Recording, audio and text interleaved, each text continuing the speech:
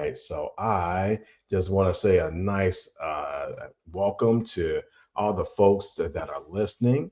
Of course, we thank all the folks that are listening on WVOE. We thank all the folks that are listening on, you know, on our live stream. We appreciate you all for checking this out. For those that are listening to the recording, we appreciate you as well, because it takes out everybody coming together to learn a little bit more about the health, and making sure that we're not only are we learning, but that we're also sharing, because that's also important. So as you learn more, you do more, and you also share more. All that stuff is important, of course.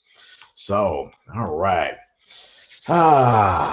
So we're going to start. So we're going to start off with a little something. Like I said, I always like a little. Of course, I do nephrology, lifestyle medicine, and of course, we're always here to educate you. And of course, this is for education and entertainment. If you need actual health advice or actual medical advice, go to your physician, nurse practitioner, PA, to get you some additional information about your specific information. And of course, if you're having an emergency, call 911. So today we're going to ask you a question. I'm going to ask you a question. This is how we're going to start this off today. When was the last time you woke up feeling truly rested? Okay. Not just, I kind of got through the night, those times when you go to bed, but like, so you kind of wake up multiple times throughout the night. You're not really, kind of toss and turn in, or you go in and, yeah, you've been in the bed all night, but you wake up and you just, whew, man, I feel more tired than I did whenever I woke up. So but a real refreshing. When's the last time you went to bed, woke up, feeling refreshed, clear-headed, ready to take on the day? Now, if your answer is I can't remember because it's been that long, then you're not alone, really. You're not alone. Um, According to national data, millions of Americans are not getting enough quality sleep. And even more concerning, many people have this sleep disorders like sleep apnea and don't even know it. Okay. So it's estimated about 25 to 30 million adults in the US have obstructive sleep apnea, and up to 80% of those individuals, it is undiagnosed. Okay. So, and we don't really think about it a lot, but really sleep is medicine. Okay. Sleep matters a lot more than most people think about. Okay. So today we're going to talk a little bit about why sleep matters. We're going to kind of cover a little bit of sleep, what sleep apnea is, and why, and we're going to talk about why feeling tired during the day can be a warning sign, and how poor sleep can affect your blood pressure, heart, kidneys, things of nature. Of course, everything is interconnected. Okay. Because at PressureMD Academy, we believe you cannot be healthy if you're not sleeping well. Okay. So let's get started. So we want you to understand sleep and why it matters. And of course, everything we do here is kind of really high level, just kind of an introduction to get you kind of whet your curiosity and raise your awareness. But you need to understand that why sleep matter, why sleep matters, and how it affects your health.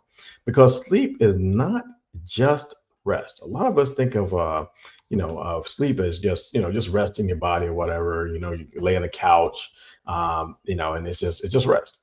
But sleep is actually an active process, and your body during this period of time is repairing cells, balancing hormones, kind of resets the brain a little bit, and control, and it can, and actually can interfere or control the blood pressure a little bit as well. And some ways of thinking of it is you could think of sleep like overnight maintenance for your body. And if you don't get enough of it, or if the quality is poor, things can kind of break down a little bit.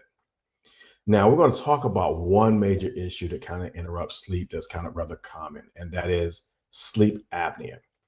And sleep apnea is a condition where your breathing stops and starts while you're sleeping.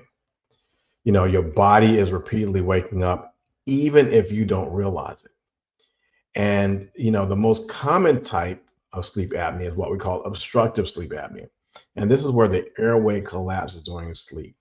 And what it can lead to is low oxygen levels, poor sleep quality, and can be stress on the heart and the body as well. And here's the key about this is that many people will think they're sleeping, but their body is actually struggling all night because what's happened, like I said, is obstruction. Like, so your airway is getting obstructed. You stop that breathing, and then your body is kind of, like, well, if you're at daytime and you stop breathing, what, you're going to struggle, right? So the same thing happens at night, except your body is trying to get its rest, and it's trying to get the oxygen as well. So that's what's happening. So who is most affected by this? Sleep apnea and poor sleep are more common in adults over 40. So all the over 40 crew, we're in that category. Individuals who are overweight, weight does count as well. People with high blood pressure, okay, people with high blood pressure, and African Americans, okay. Of course, we get everything right. We'll get everything. So this is why this is important for our community, because many of us are dealing with all these things: the hypertension, the diabetes, kidney disease. Poor sleep makes it all worse. So it's not just one or two things. So let's break this down simply. Okay, so let's look at some risk factors and causes.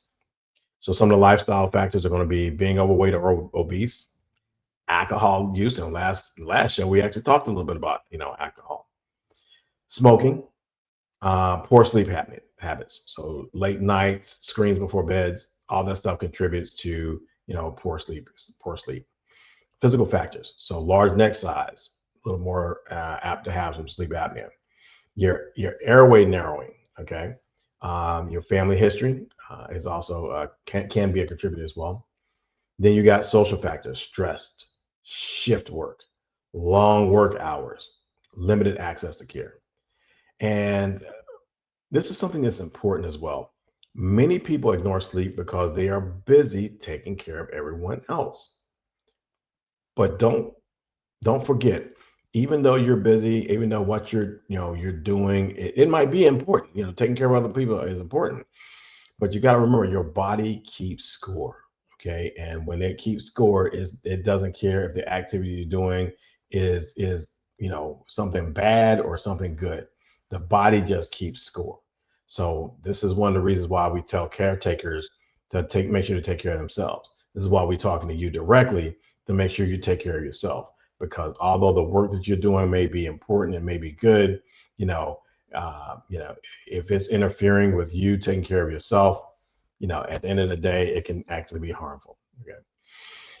So now let's get into some warning signs. Let's talk about the signs, some symptoms, and some of the screening. So what are the warning signs? So some of the common symptoms are going to be loud snoring. That's kind of one of the big ones. So if you're a snorer, if somebody told you snoring, it's probably time to get that checked out. The other thing is that people, you can gasp or choke during sleep. Of course, that might be a little more obvious, but when you're gasping for breath, choking during sleep, that could be a sign that, you're having poor sleep habits and probable sleep apnea. Morning headaches. If you wake up in the morning with a headache, that's probably a sign that you're, like I said, you're probably that oxygen level is getting low. So you might need to be screened for sleep apnea. Dry mouth. Of course, that means you're not breathing through the nose, you're breathing through the mouth. Waking up tired, and daytime sleepiness. All those can contribute to or can be signs of a sleep disorder. So let's take a quick pause. So if you're falling asleep while you're watching TV, if you sit down in a chair quietly and it don't take long for you're doing that little rocking and kind of fall, and we've seen people do this, right? or if you're in a car and it don't take long before you out, that's not really normal. That's your body asking for help. That's the first thing it's doing. Okay. So that all can contribute. So all these can be signs that you need to be evaluated for sleep apnea or some sort of sleep disorder. Okay.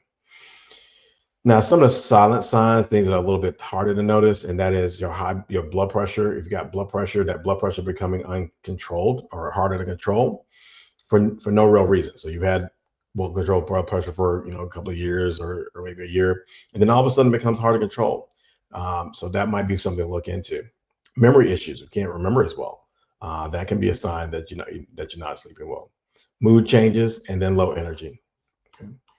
So now, you know, sleep study or sleep, sleep apnea. How do we test for sleep apnea? How do you know? Because a lot of times people hear this, and of course, the first thing they're saying is like, "Oh my God, I got to go into this lab, and I got to go, stay overnight somewhere." Well, technology is on your side because nowadays, you can actually get tested for sleep apnea at home, at least the screening level.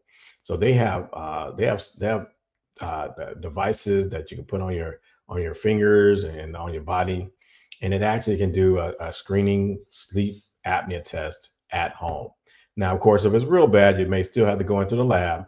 But like I said, nowadays they can actually do your screening at home as well. And these tests are looking for, oxygen levels, your breathing patterns, sleep patterns, and that's what they can do. So, and if they detect a problem, they might sometimes they can just diagnose you and say, hey, you need a CPAP machine.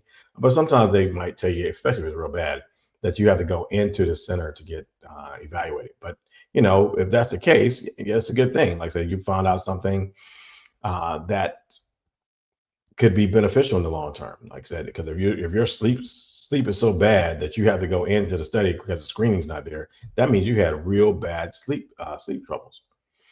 Okay, so if you got and so like I said, if suspect you have a problem, make sure you get evaluated. So now next we always like to talk about treatment and management.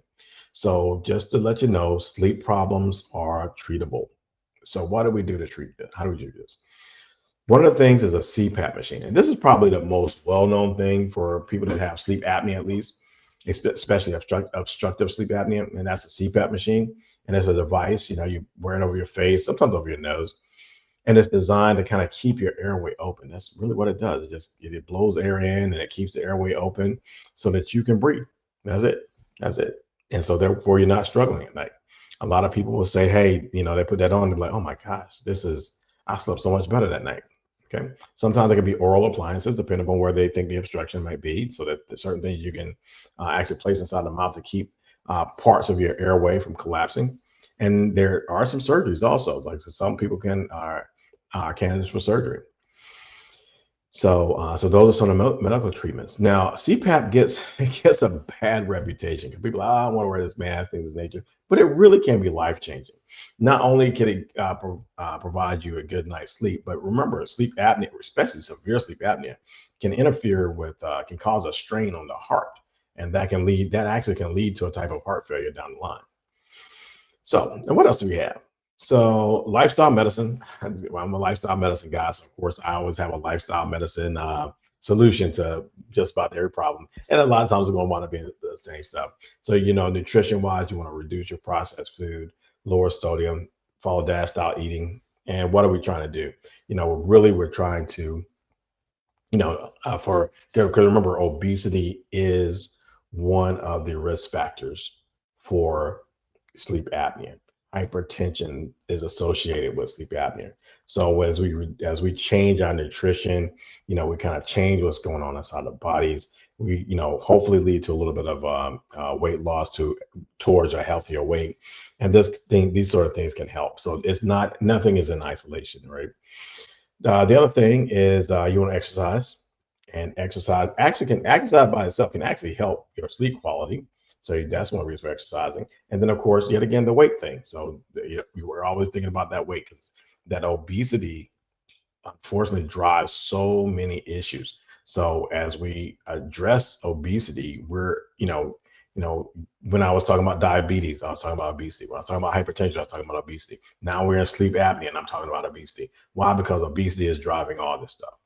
So we take lifestyle medicine and use lifestyle medicine techniques to address, these other conditions via a lot of times by obesity. Now, sometimes just the changing of itself is enough, but sometimes it's a matter of getting a person to lose weight and go towards a healthier weight, and in doing so, mitigate a lot of these other complications. And so, sleep apnea is another one of those. Okay. The other things you can do, you can also do sleep hygiene. Make sure you go to bed at the same time. Keep your room dark and cool. Avoid screens before bed, because sometimes those screens can actually, the type of light that's coming out of them can actually interfere with with us going to sleep. So make sure you avoid that as well. Stress management. So if you're stressed, if that's what's driving your sleep, your poor sleep quality, make sure you get that under control. So you want to do prayer, you want to do meditation, you want to do breathing exercises.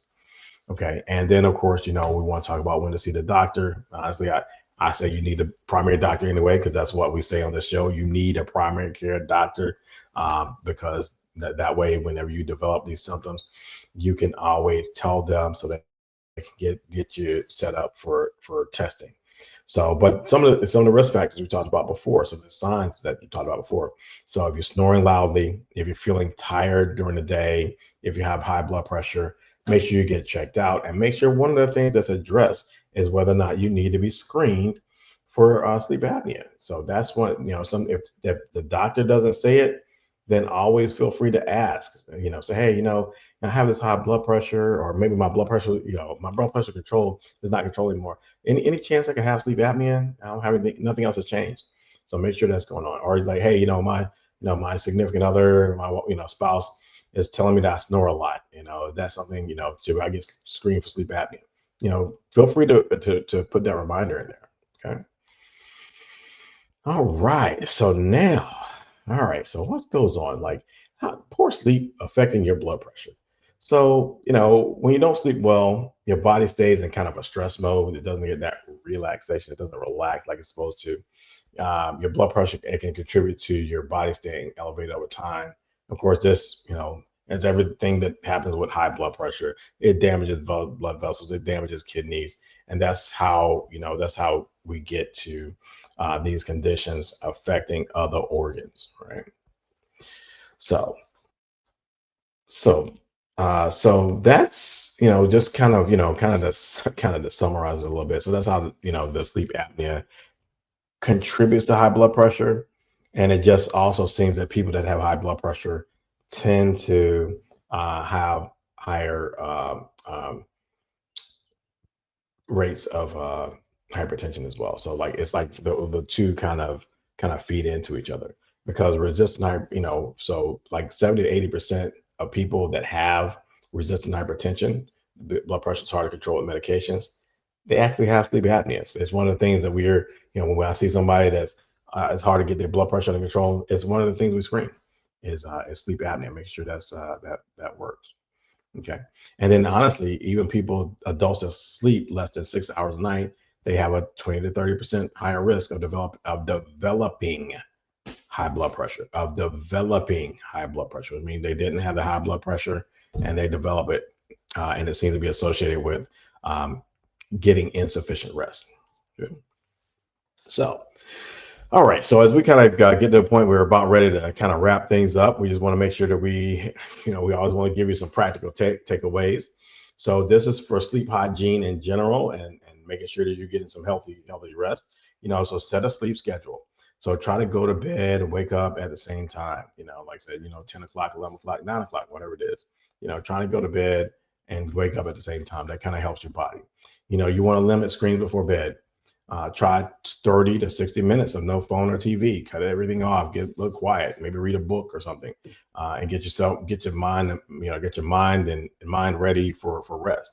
Watch alcohol at night. We talked about the alcohol issue, and that is alcohol. Yes, you go to sleep, but the alcohol actually disturbs your deep sleep. So it disrupts your deep sleep, even though it makes you sleep. It's kind of this weird little combination here. So a lot of people don't really know this, but yeah, that hot toddy or that drink at night, yes, you go to bed kind of fast, but like I said, it is interrupting. It can definitely interrupt your deep sleep. The other thing you want to do is pay attention to your body. If you notice that you're tired every day, that's kind of a signal that you may not be resting well. And so, like I said, you want to make sure you reiterate your sleep hygiene, find out what's going on, and see what's happening. And if it persists, then you want to make sure you get that checked out. And then, of course, get evaluated if needed. Especially if you snore or have high blood pressure, you want to make sure that you get that screening for sleep apnea. Okay.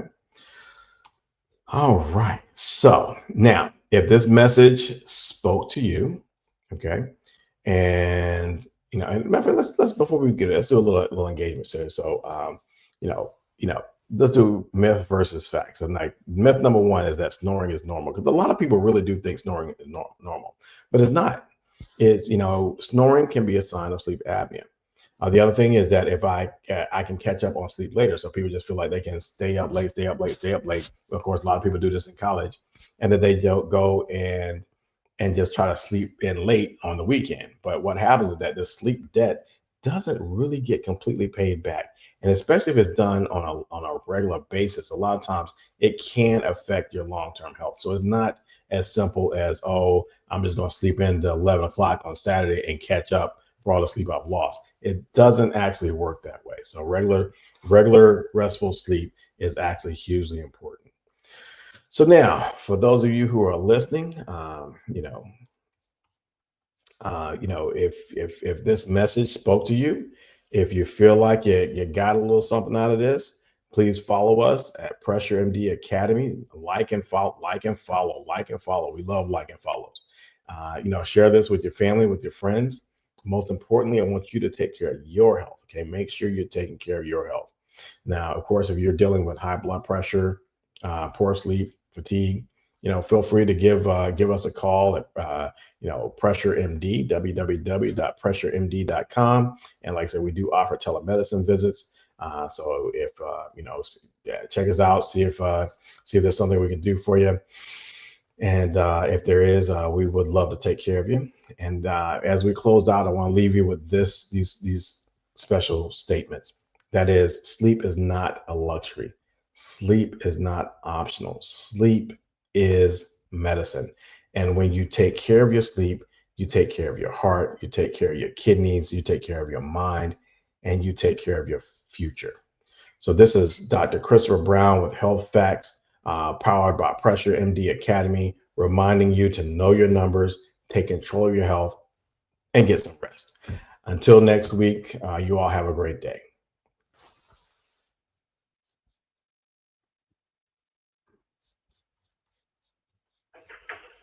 All right, ladies and gentlemen, there was a Dr. Brown here at WBOE.